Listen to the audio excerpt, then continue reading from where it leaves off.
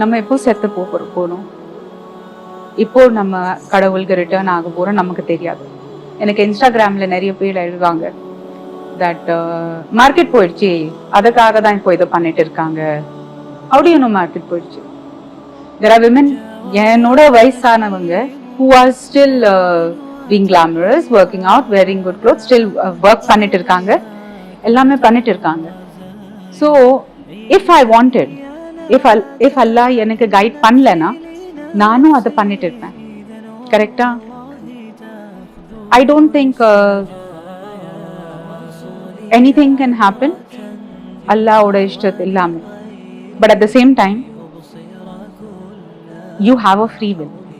Allah knows உங்கள் வாழ்க்கையில என்ன நடக்க போறதுன்னா அல்லாஹ்க்கு தெரியும். ஏன் தெரியும்?